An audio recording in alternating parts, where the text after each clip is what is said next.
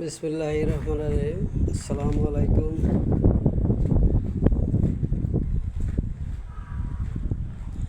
আপনাদের যে কাজগুলো দেখানো হয়, কাজগুলো সম্পূর্ণ মোমেন কনস্ট্রাকশন।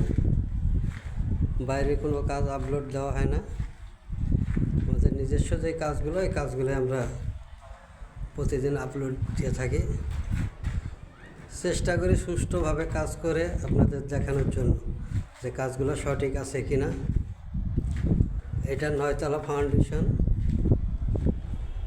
আপনার মোটামুটি 9তলা গাঁথনি চলিতেছে। 3 ইউনিটের বাড়ি। এটা হচ্ছে লিফট, এই 1 ইউনিট, সাইডে 1 ইউনিট।